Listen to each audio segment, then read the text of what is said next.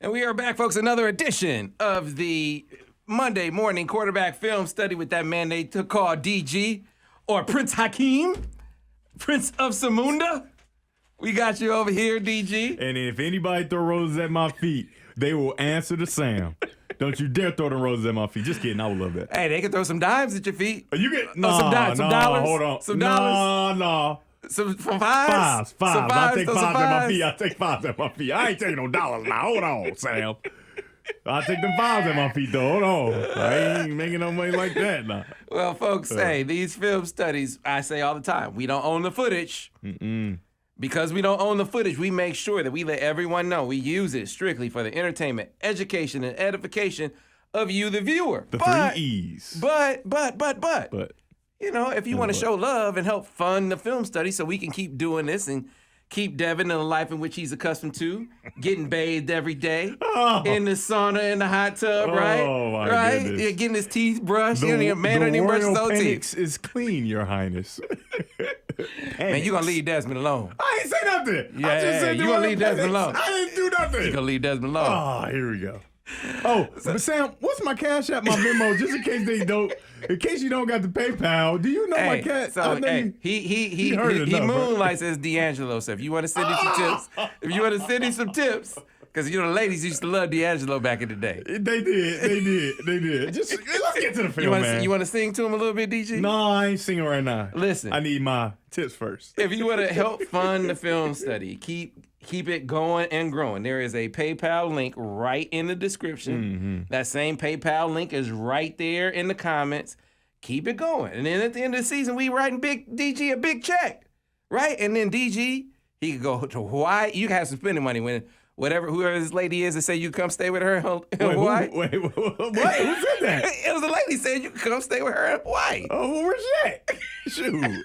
You're not going to even check out what she look like first? I say where she is so I can see. It ain't all about looks, Sam. You're right. So but you can take some money with you. That's right. Be good to go. That'd be good. So again, really though, we're looking to fund the film. So we're having a lot of fun. We're looking to fund the film studies, keep them going, so we can give you knowledge. I'm fine with going to Hawaii now. Let's go. So we can give you the knowledge that DG can impart upon you. So much knowledge that Al Borges came to sit down today and learn him something, just so he could bask in the glow. Just bask of DG, of course. Right. I told Al, 2 weeks in a row, I said, Al, that was a pin and pull. This week, I said, Al, you see that whip route by CJ? Yeah. And he knows it. He's looking out. He's not saying anything. Yeah, of course. He's not disputing what I'm saying. Of course. I said, Al, I'm catching up, Al. I'm catching up. All right, that's enough with the whole Borges thing. I want nothing to do with this. Moving forward, we're done. All right, let's get to it, DG, because this was a game that you really saw. To me, it was the best game of the season by number 9. I mean, we just every week it's like, oh, growth, and that's why I said it's kind of different from the 2 years ago when I talked about Ohio State and how they were as good as they were going to be, and that's why Michigan would have a chance at beating them at the end of the year, and then they did. Michigan is not as good as they're going to be. They are improving in many, many ways every single week, and not only just number 9.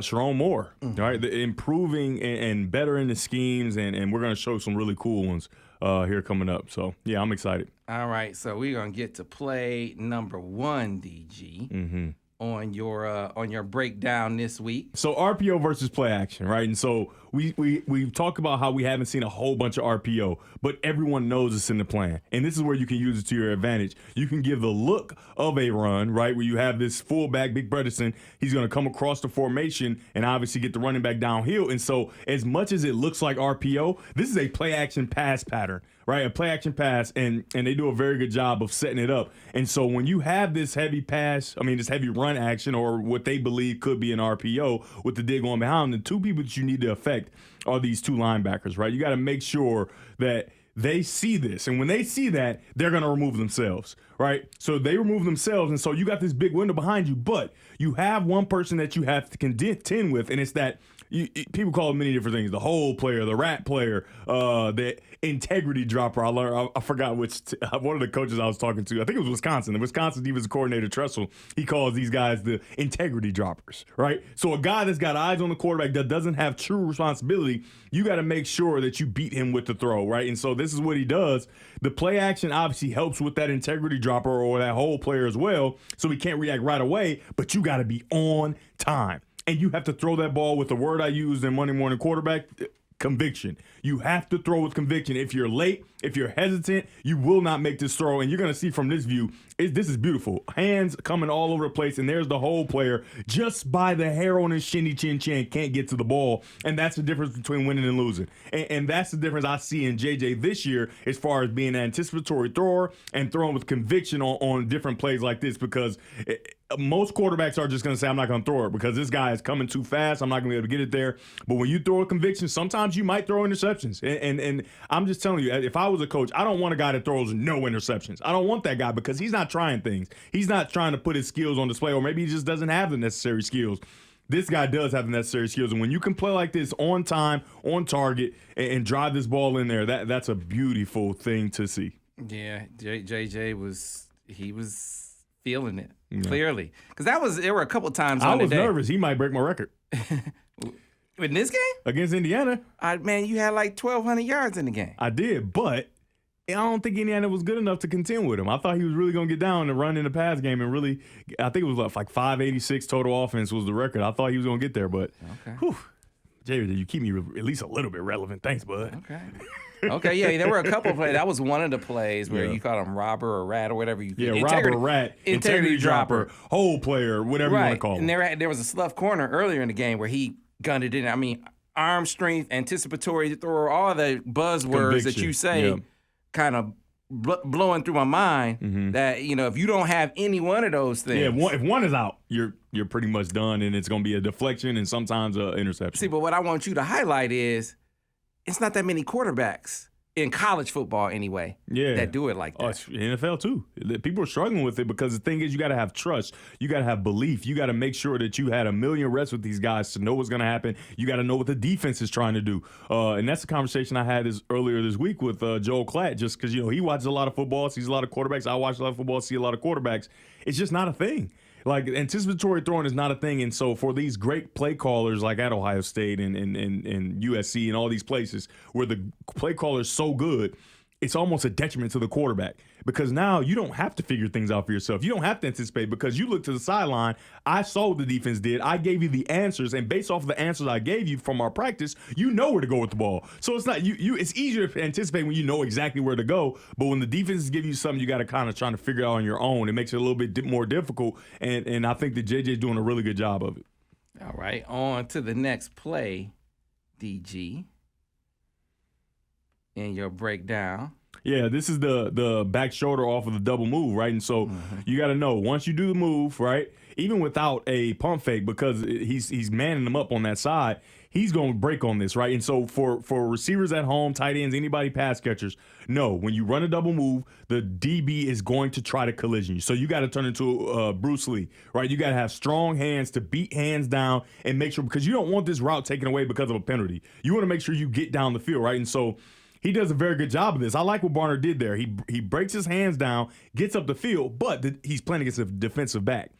Got good speed. All right, so he recovers and gets back on top. And once he gets back on top, this is all live action. You don't have a bunch of time to make these decisions. JJ back shoulders him, and it's as beautiful a play. And I think it'll go unnoticed a little bit, and that's why I have it on here. But it's as beautiful a play as you'll see, because it's supposed to go over the top, right? He's supposed to drop that ball over the top. He's supposed to be open, but he's just not able to get past him because this DB, first he collisioned him decent, right? Even though Barner beat his hands down, but then he's a corner, right? He's running fast, right? He runs and catches up with him, and JJ makes the appropriate throw. And like I talked about on Monday Morning Quarterback, if you want to sound like a goofball talking about football, call a back shoulder a route.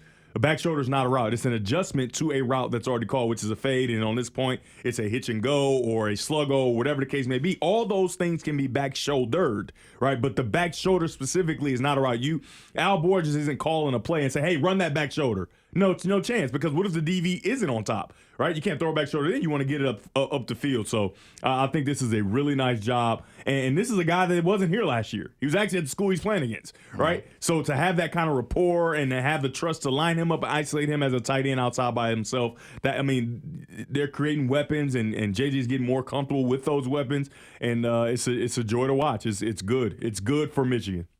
All right, so DG, now it's time to go back to hardcore football. Yeah. We got to get some hardcore football. Well, this is one that I talked to Coach Borges about in the box. I said, man, Coach, because Al was on the whole, when we were in the box in the Bowling Green game, he said, man, I don't know if he ran the right route. Yeah. I don't know if And I don't like it. I don't like that, because then when I talked to you, I was saying a similar thing, and I don't like us being on the same page with stuff. We gotta work on that. But he said because I don't know, it might be just the design of the play. Could be, that they got to go back and say, okay, we got to clear that guy. Tweak this a they little probably bit. should maybe whip that guy out, right? So we watched this play, this touchdown to Roman Wilson, and on the front side they had CJ on a whip. Mm-hmm. And I went over and said, Coach Borges. And he was all happy probably. He didn't show it. He didn't show it. That's because he think he's stoic and he not. Everybody knows he be beating his own chest, having a good time, looking in the mirror like he's probably looking, hey, gorgeous Borges, you're really good, aren't you? You're really good. He looking at himself in the mirror. I know he do. It's okay. But he was right there. But they did exactly what he said. Hey, if it were me, this is how I would do it. And they removed a guy, right? So you left it with the one guy there. Yeah. Don't you start trying to input. Get your butt out of here. I'll be back. Yeah, don't say nothing, Borges. So I'm gonna bring up first. Now let's go to Bowling Green. Let's bring up Let's do Bowling Green first. Just because remember when we talked about it, it was all about the depth of the defense, and that's kind of been a theme this year. A lot of plays are where you can check the depth of the defense and then get a guy into the vacancy if the depth of the defense is not there. And for Bowling Green, right, we got two guys over there, right? So you don't see one, you only see Barner. And so what Barner does, you can just let it play out. He goes vertical and he gets in the end zone and he closes the gap, in my opinion. And I also pause it. I think it happened too fast. And what I mean by that is, look at the time the defender has to look JJ up. Right, so Barner gets there fairly quickly, and he's in the end zone, making the window a lot smaller. But he's also there quickly, and it's not because of him. He's just there because they're not that far away from the end zone, right? And so he gets there quickly, and it gives the DB a chance to really stare at the quarterback over the shoulder of Barner. You could just let it play. And so you got that, and it closes the gap, right? Because he's in the end zone. Now, we think maybe he could be a little shorter, a little more stout, not backing out. But the DB has eyes on the quarterback. So once he sees the thing that's coming to him, which is Roman Wilson, he can just react and make that play, right? And I kind of outlined that when we did the breakdown of this game, right? And so it's a great play by the defensive back. But the design now, we can kind of look at it, and Borges kind of hit it on the nose. And remember, I kind of said, I don't love whip just because you got a guy outside. But now you remove that guy from outside. Now you can whip and do your thing. Get it out there, and now you completely wash away the depth of the defense, and this is a wide open throw, and you're going to see it here against Indiana. This is an outstanding job by Coach Sharon Moore. Self-scouting, right? Look at yourself. Well, how could this play have been better? How could I put my team or our players in a more advantageous position?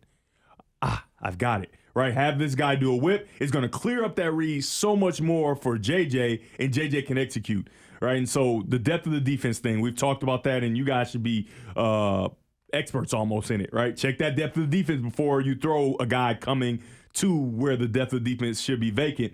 And so watch when this play starts, right? You know, Joel's doing his deal here. Watch when this play starts. JJ's eyes go straight to the depth of defense. Now, depth of the defense, and it's manufactured in the play, right? And what I mean by that is you want to look at a one-on-one route. You want to, if it's man-to-man, the whip route is a winner. I want to look at that. So I want to give Cornelius Johnson a chance. And if Cornelius Johnson wins, like, completely, he's just going to throw it to him for a touchdown. But he doesn't. And so, but the manufacturing part, you force him to check the depth of the defense because he's got to look over there anyway because it's the one-on-one route. right? So you're the coordinator and you're helping your quarterback, I think, in my opinion. That helps me if I'm the quarterback. If I got to look over there anyway, I'm going to see the depth of the defense. You know what I mean? And so now, once you look over there, you see the depth of the defense. You understand that he's breaking out. So there's going to be no depth of the defense. The defense is going to follow the wide receiver, Cornelius Johnson. Now, you get your eyes inside. Boom.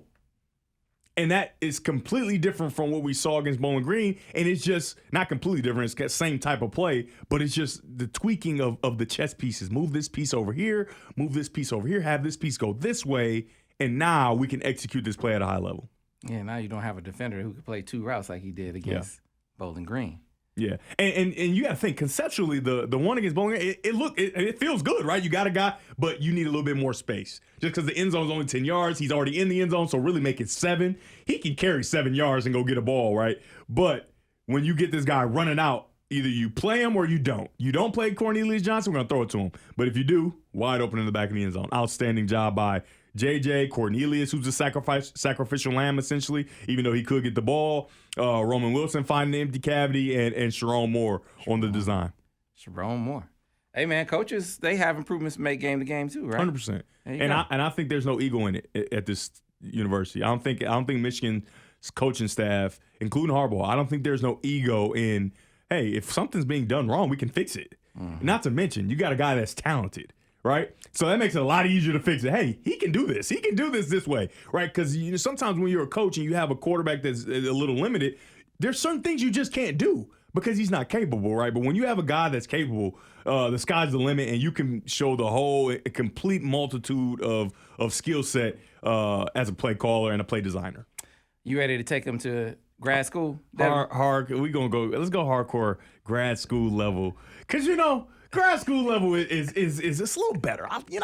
Let's teach some coverage. Let's do some stuff. I said this is just a show route, and I saw it. I said, that's something we can teach here. We can do some teaching here, and I think you guys will learn more.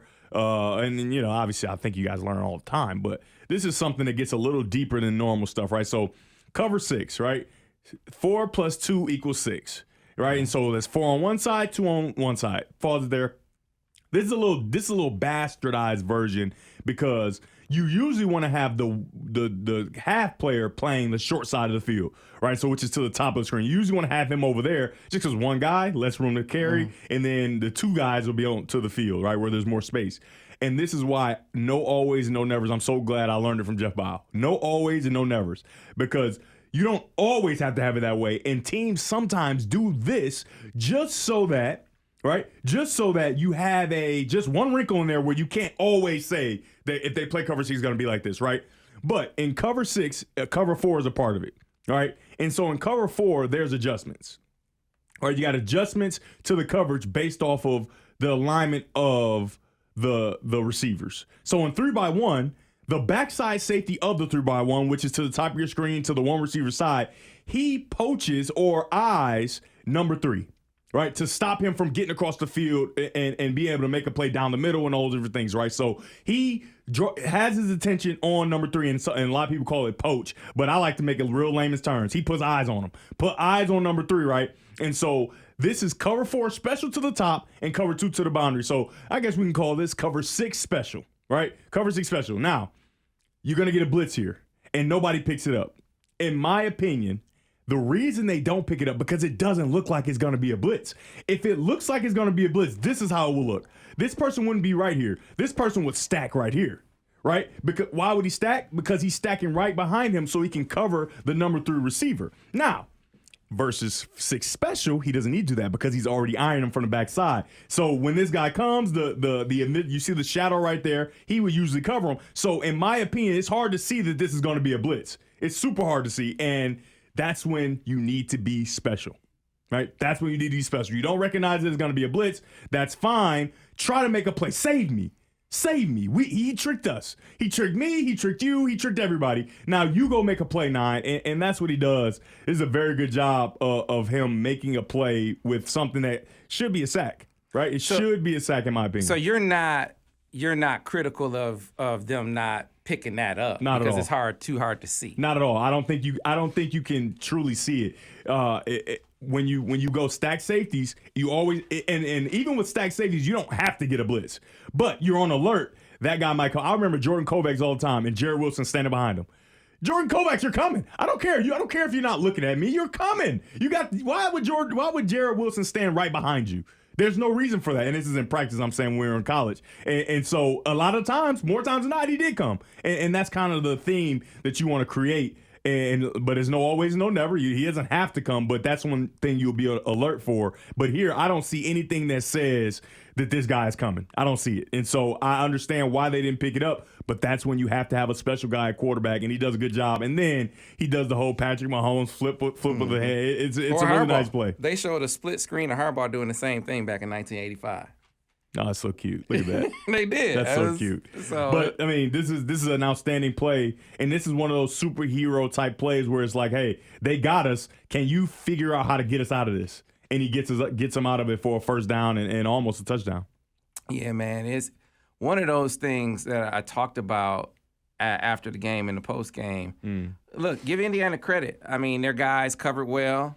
And their coaches had a good set, and they held their disguise well here. This was unbelievable. You were a quarterback, and you're like, hey, man. He's sitting outside the hash, right? He's sitting outside the hash, and essentially, if we knew that guy was blitzing, you got number 3 uncovered, right? Or trying to be covered by a linebacker or whatever. So that's a really nice job by them, and it's a nice job by JJ making a play. And he's done this over and over again. And unfortunately, Coach Borges used to talk about that third play. Hey, man.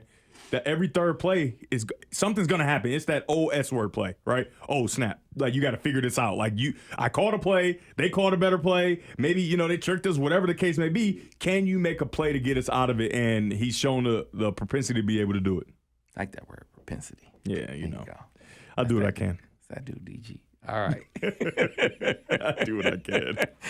And see, you're expanding Coach Borges' lexicon as well. I gotta give him the credit. He was the vocab dude. Okay. We used to have vocab day, and if you want to hear a really funny story, I can tell it right now. Go for it. So we do it. And Denard gonna be so mad at me. Sorry, bro. I gotta tell it. It's the best story ever. So we in meetings, and we looking at film. He doing his clicker. He like, Denard, it's a smorgasbord out there. It's just, And so I don't know what smorgasbord is. Obviously, Denard don't know what smorgasbord is. Nobody does. We got Jack Kennedy in there, so it ain't just it ain't just me and Denard. Jack Kennedy, Steve Wilson. Nobody knows what it is. But the one thing me, Jack Kennedy, and Steve Wilson have in common, we know what it's not. Right? So he like, what is smorgasbord? I'm not the guy that's gonna get out if I don't know. I'm like, I don't know. And he asking everybody, nobody knows. Jack don't know. And he said, Denard like, yeah, of course. And we like, hey, how you know that? And so he like, what is it? He said, like with the chocolate and the marshmallows and all that. You thought it was s'mores. And I froze. I said, I know. Lace, we live together. You making our whole 1428 Brookfield Drive look bad. I said, come on, Lace. What are you doing? You know what? You're not even Lace no more. You shoestring for that. And Borges about lost it. I'm talking about, we all lost it. We all looking like, what are you talking about, bro? The dumbest thing I ever And Denard is smart dude. Denard is smart dude. Dumb. You just said something dumb. Denard, it wasn't me, man. Listen, but you got to understand, none of us knew. We just knew what it wasn't. I'm sorry, Lace. I know. We got so many stories. That's the least of our worries, right? That's a good story. Man, y'all see, Vance did that to Fred Jackson. He said, yeah. I used to put bacon grease on my knees for lotion. And dogs used to be chasing me. What is wrong with them? Why y'all telling these stories, man? Oh, no. That's one of the fun. Bacon grease and s'mores. There's a ton of funny stories, but that's one of the funniest ones. And it's just, because I was just flabbergasted. I said, I don't know what it is, but I know what it ain't. And it is not s'mores, okay, Denard? Al, did you get the man some s'mores after that? No, just to make it feel better? Can I tell a story? No! You can tell the story on yours. Tell your own stories on your own show. All right, because we got one more play that Devin wants to show, and it was the one where he pointed, talking about making a play. Mm-hmm. This was J.J. McCarthy making a play. There's no diagram. There's no. I kind of explained it on Monday Morning Quarterback about how you put the player, and this is another one of those third plays where you put the defense in a bind. that they can't get out of. You force them to make a decision. That's a lot of what quarterback is and a lot of what the design of offense is. But when you get in those third place situations where he's creating, the design of the offense is gone. This is you designing the offense now. Put him in a bind, right? He sends them downfield and it's a easy throw, easy touchdown. I mean, you know how much I'm a fan of Colson Loveland and what he's been able to do. I think he's one of the best tight ends in the country, but there's so many weapons on the field, so he doesn't get as many of the targets and all those different things. But his skill set is something to behold. I think he's going to be a pro, long-time pro, actually. But what JJ does here is next level stuff. And I talked to him when we were in court. I kind of joked, like, when I was a kid, I always want to do this. I saw Tyrod do it, Tyrod Taylor at Virginia Tech, point and then make a play, right? So now you force the defender. Either you're going to come get me or you're going to go get the tight end that's going upfield. He doesn't. Colson Loveland with an easy catch and a nice finish on the run to get in the end zone. Yeah, this is picking up your teammates, man. There was a clear bust up front. Yeah. And he fixed it. Fix it. The great fixer. That's how you want to be. Every coordinator, every coach, every GM, every person in America that's looking for a quarterback, they're looking for a guy that can fix. Because I'm just going to tell you, there are a lot of coaches at the next level that are lazy, right? In the NFL, they're lazy. They want a guy that can fix way more than he needs to because now obviously you see these offensive minds like McDaniel at Miami and Shanahan and all those different things. Those guys aren't lazy. They're creating and everybody has the capability to do all that motioning and all that stuff. You know that, right? Mm-hmm. Like everybody can do that, but they just choose not to because it takes too much practice. You don't have enough time, whatever the case may be. You don't want to spend time with your family, whatever it is. But in my opinion, that's lazy when it's successful to everybody. And so you want a guy that can just fix it all, right? Fix it all. And then think about an Andy Reid, not lazy, plus a guy that can fix it all. You know what I mean? And so I think that JJ's really setting himself up to get a real opportunity at the next level, man. And like he's showing that he has everything you want from him. And Borges came in with some stats on him in the pocket, right? Picking up first downs. What did we say? It's 15 or something like that, where he's picked up on third down from within the pocket without creating. Because right now, because of all of his highlight plays, it looks like he's just always creating. He's just running around. He's Caleb Williams. He's just running around. No. He's playing for the pocket a great deal on critical downs like third down and situational football. So he's got both. He's doing both right now. And obviously people will continue to move the goalposts and say, well, he's not playing anybody. Well, he's going to get an opportunity to play somebody fairly soon. And I think he'll be able to be just as effective in the run and throw game as he's been. Man, that's crazy. Borges brought in his computer, looked at his database for that stat? Man, no, he don't got a database. He writes it down with a little black marker on these yellow sheets. Look at this garbage. Look at this. He don't coach here. Why he got so much stuff? Look at this. It's insane.